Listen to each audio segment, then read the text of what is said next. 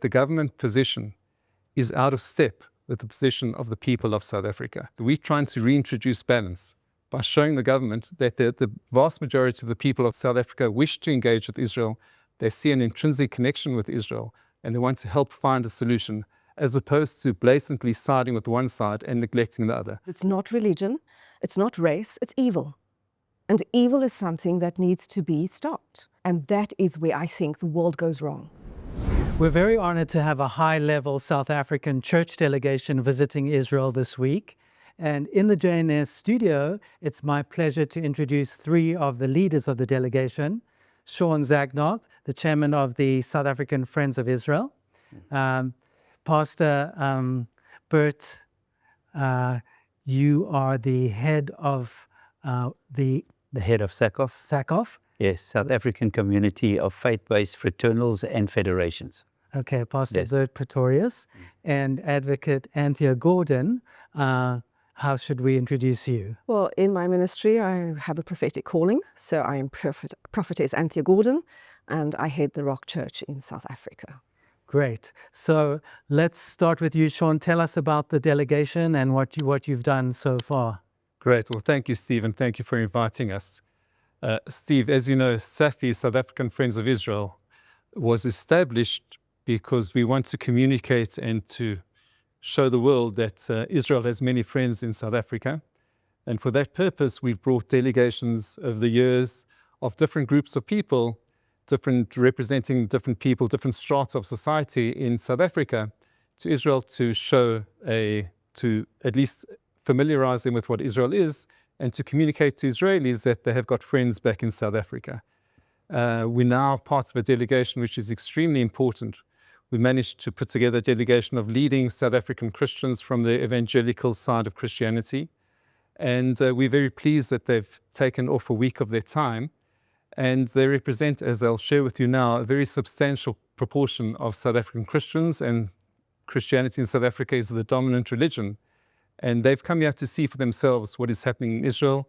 They've come here to debunk some of the mistruths that have been communicated by the media.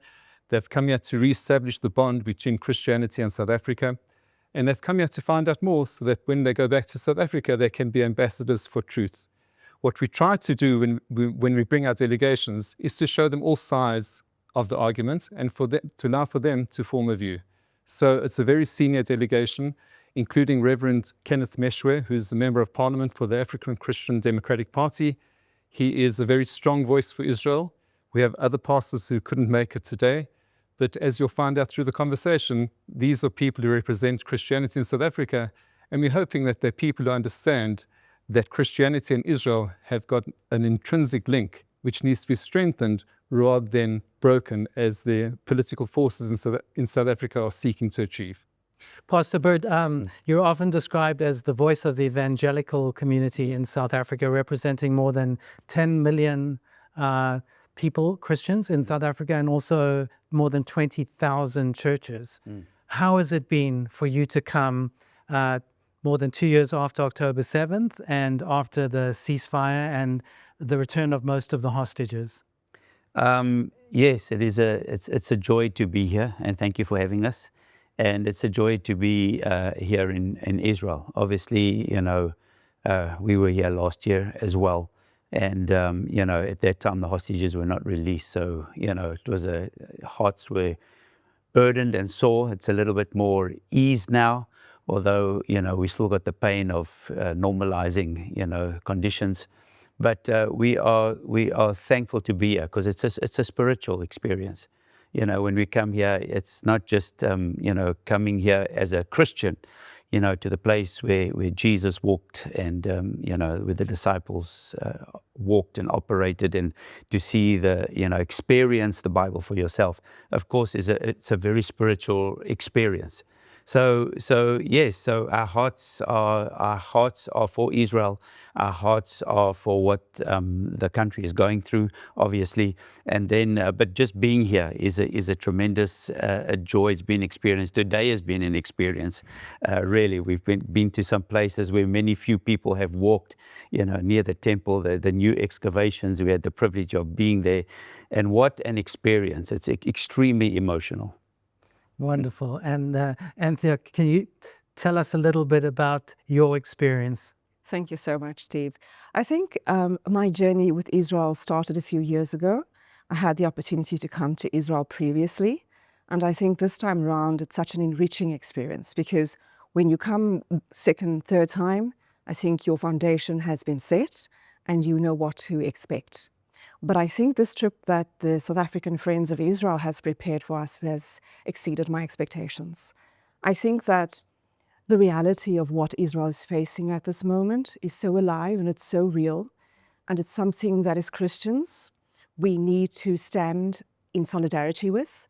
And we need to know that Israel's foundation in the Christian walk comes from the Bible. And no matter what we do in life, the Bible is always the truth and it's the word that we stand on. So in my life and my journey with Christ, I don't get sidetracked by what man tells me. My foundation is always in the Word of God. And if something does not align with the Word of God, then I'm not interested and I don't give it an ear. And so when I was approached by the South African Friends of Israel, I was so humbled to have this experience because I knew that it stood on the Word of God. And I think for the few days that we've been here, I mean, we've had the opportunity to go up to Shiloh. And I think just bonding with that experience, the holiness of God. And when one has that holy experience, you know, you forget everything else. You forget the problems of the world. And I think that for everybody to understand that we need to walk in peace and love with Israel is to understand the holiness of God. Because then we put our human nature to the side and we really embrace what God has designed for this earth. Have you learned anything from this trip? I've learned that propaganda is designed to be propaganda, and we need to look past that. And I am thankful for having the opportunity to experience things firsthand. We've experienced the walk through Israel at this moment. We've had the opportunity to go to the memorial site of the Holocaust earlier today. And you know, when you just realize that when you see people who have suffered, irrespective of race, irrespective of religion, but it's people. And when we embrace that, we can stand in reality and truth with Israel, because it's not religion, it's not race, it's evil. And evil is something that needs to be stopped. And that is where I think the world goes wrong. We try to label it in religion, we try to label it in race, but actually it's just pure evil. And that is something that just needs to come to an end. But the image we have in Israel and amongst world Jewry is that South Africa is very anti-Israel and pro-Hamas. And yet, the majority of the South African population are, like yourself, Christians who support Israel. How do you explain that anomaly?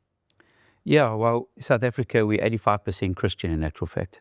And, you know, with what has happened, you know, you take that, yes, there are, you know, even in our organization, there's different variances, you know, of the scale. But there is no anti-Israel sentiment. Obviously, you know, so going worst case scenario would be concern for the deaths taking place in Gaza, for example, and the amount of people with the ignorance and the not understanding. So, but that's like worst case scenarios, but it's not an anti-Israel sentiment or a hating of Jewish people or the hating of Israel even as a state. So, and that's the average Christian's understanding in South Africa. Of course, there are people that are used, and people that are used by certain people to push a certain narrative, and you know, in a certain direction that is one-sided because there hasn't been a pursuit to gain understanding. So, you know, a one-sided affair where there's, you know, you've gone to inspect one side of the situation, but the other side, you haven't come for yourself, you haven't come to see what is taking place. And that's why we're here. You know, I've been to both sides. So having that understanding, you can then make up your mind for yourself, interviewing people, speaking to people, understanding the hurt and pain. And then, of course, there you know, we pick up the spirit of somebody. Mm-hmm. You know, when you're talking to somebody, you pick up who they are, you pick up their spirit. But for that to happen, there's got to be engagement. and unfortunately, we find that on the one side there hasn't been engagement. But to say that Israel, that South Africa is anti the sentiment on the ground level, that's not so. And so when you go back to South Africa, what would your message be to your flock, to your church, and to the millions of Christians who support you? Well, it's the same message we've been having all the time. I don't think anything has changed. So with us, we still speak of, none of us want war. All of us want peace. We want solutions. Now, we're not here. We've got our own issues in our nation. We've got our own things we need to sort out. So from our side, a continuance with showing support, showing love, and pushing for peace and pushing for solutions. But standing for Israel, that's a continual standpoint we continue with every single day to negate those extreme elements. So, once I'm saying that you got a scale which we accommodate, but then you got the extreme where you're talking about the wiping out of a state or the wiping out of Jewish community or let's say the hatred of them, the hatred of a nation. So those things we speaking out about that now already. I mean, it's not something new since we've gone back. That's something we've stood for. Our roots, our Christian roots are here. So how can it be different? Shaun, from your perspective as a leader of the Jewish community, we see rising anti-Semitism all over the world. I'm guessing in South Africa too. How does it feel for you? So, Steve, it's actually very interesting that South Africa is a complete anomaly because at a government official level, South Africa has taken perhaps the most draconian position against Israel. But on the ground in South Africa, and this reflects what Pastor Bert said earlier, there is almost no anti-Semitism. The anti-Semitism levels today are roughly at the same levels that preceded October 7. And I think that's anomalous. In South Africa, Jews can walk proudly anywhere with the kippah. They can go to the universities without any form of challenge, of threat. So South Africa is a very unique place. And I think that's what we're trying to communicate, is that the government position is out of step with the position of the people of South Africa. And what we're trying to facilitate is a faith-based diplomacy solution, because we can come to solutions. And the government's proposed solution of isolating Israel is not in keeping with the interests of South Africans and is not succeeding. So we're trying to reintroduce balance by showing the government that the vast majority of the people of South Africa wish to engage with Israel. They see an intrinsic connection with Israel, and they want to help find a solution, as opposed to blatantly siding with one side and neglecting the other. So we're hoping that we're going to achieve some balance and that we can try and facilitate solutions, because South Africa has a unique pedigree of resolving intractable problems. And we want to bring that to bear in South Africa. So with people such as the people sitting next to me, I think that we can change the narrative. We can allow the sleeping giants to awaken, and that people within our governing structures can understand that this is not what the people want, and that we in South Africa can facilitate solutions. So that's really why we invest so much time and effort. But South Africa continues to be a very Jew-friendly country. And I think that the people, certainly the audience watching this, would be surprised to hear that. It remains a place where Jews can live proudly as Jews, education levels, the kashrut levels. We can live proudly as Jews, and we have real friends amongst the vast majority of South Africans. Anthea, I mean, do you ever feel when you're preaching, if you want, you're preaching to the choir? How do we reach the people who are not listening to you? I think that's an interesting question. Sometimes I think that the converted reaches the converted. But I think that the people that are involved in ministry with me understand that it's our role to reach those who do not know Christ and do not know the way of our Messiah. Now, we ask ourselves, where do we take the word of God? How do we reach people? And that's an everyday walk. So whether you're in a school, whether you are in a hospital, whether you are in a playground, and I always preach and I say, your ministry is not necessarily in a formal church. Your ministry is wherever God placed you.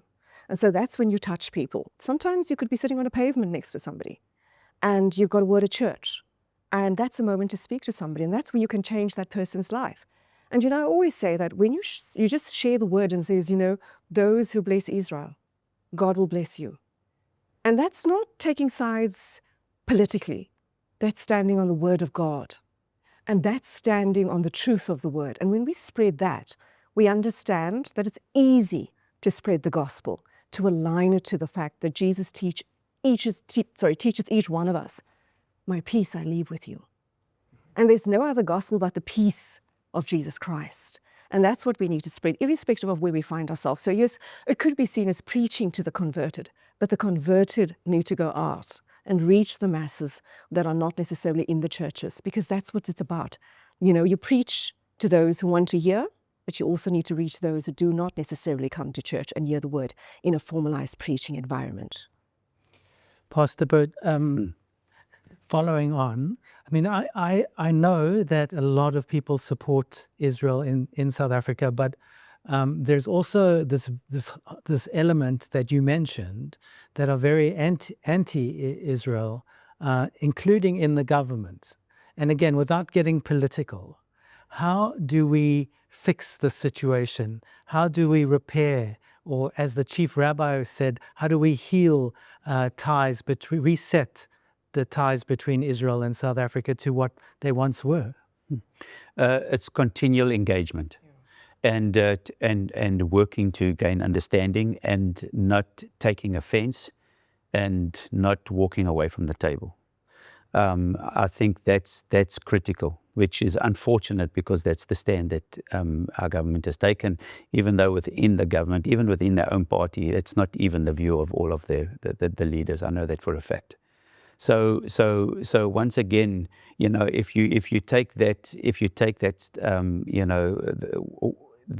the responsibility that we have, it is engaging, and even and then it's engaging again, and then it's engaging again, and then it's engaging, continual engagement until we can get to the place of peace and a place of resolution. And that would be my desire, and it is a desire that we have put forward to our members of parliament, that they look at opening a platform to engage with the state of Israel. So and not just Israel, but also within our we engage continuously with people that have different views, and then there's understandings that you get also from where it comes from. You understand, which where you listen and because you also got engaged to understand. So it's not that everyone has a malicious heart, but there is a place where you come from and understanding why you believe what you believe. So it's not just it's not just from a pro-Israel stance. You've got to also have an understanding why there's a pro-Palestinian stance. Can you be pro-Israel and pro-Palestine? If you understand what I'm saying. So once again, and for peace, and for the peace of all mankind, and coming up. So once again, that continual engagement as a Christian is of utmost importance. To play devil's advocate here, because I'm a journalist, it's one thing to be pro-Palestinian, it's another thing to be pro-Hamas and pro-terror.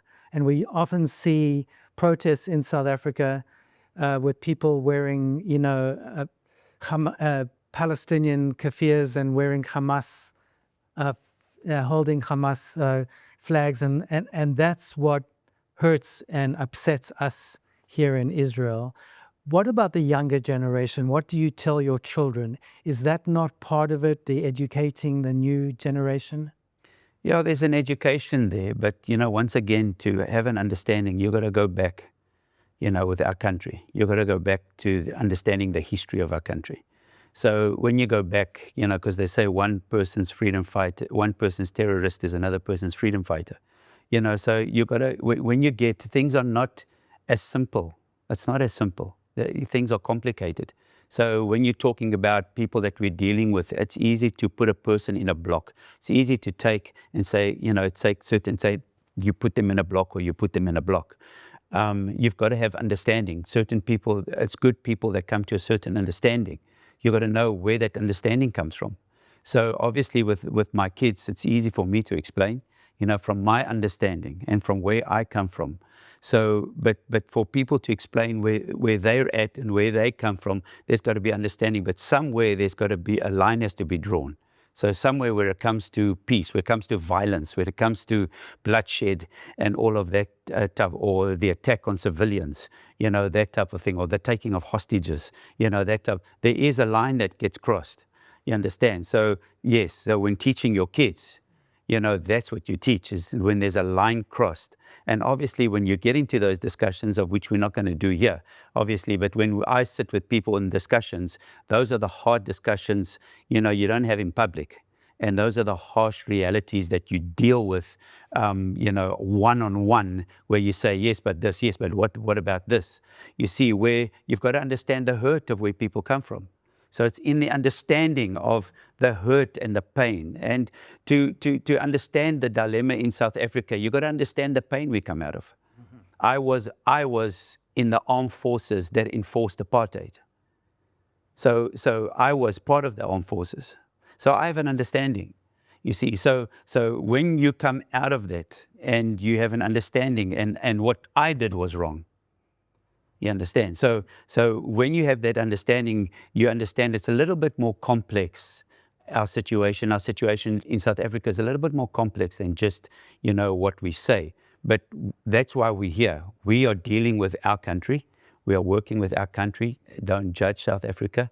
And what we're trying to say here is that we're not anti-Israel, and that we are not anti-Jewish.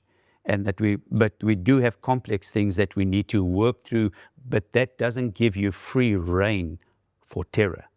See, and it's not exactly the same thing. So I think that those discussions is happening continuously, in South Africa. I know you want to say something, but I'm going to lead it in with a question. Mandela himself came to Israel and supported the existence of Israel.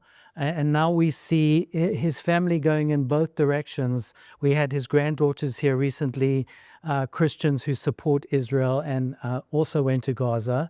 And we also had his grandson who was a member of the Gaza flotilla. Mm. What is his legacy, and which way are we going in terms of the future? Yeah. Look, I think it's relatively clear that Mandela's legacy is about finding solutions. Mandela said explicitly that the Jews deserve to have a homeland of their own, and that's unfortunately ignored by the opponents of Israel. So part of what Mandela said, he said the Palestinians need a solution and the Jews also need a solution. The part relating to Israel is ignored. But I just wanted to say one or two things, if I may. The first is that there is a perception that South Africa is a Muslim country. The truth is that the Muslims may constitute 2% of South Africans. So when you see demonstrations in the streets, you're not talking about mass demonstrations reflecting the majority of South Africans. It's unfortunately the very vocal minority that tends to get a lot of attention. So 2%, and how many Jews are there in South Africa? Much less than that, a fraction of a percent. Okay. The second thing is that in terms of finding solutions, one of the things that we think presents the best solution is when you bring people to Israel and they see for themselves. In fact, this morning we were walking by the Kotel, and Reverend Meshwe commented, because there was a group of school kids, half of which were white and half of which were black. And he said, how can anyone say that Israel is an apartheid system? This didn't exist in apartheid. It's an insult to the apartheid that we fought against. So you need to bring people here so that they can see for themselves, because that's one of the biggest slurs. And the second thing is that what we're trying to demonstrate to the group is that Israel has a massive amount to contribute to South Africa, that Israel has got solutions that will attend to a lot of South Africa's problems. That's what we'll be doing next week.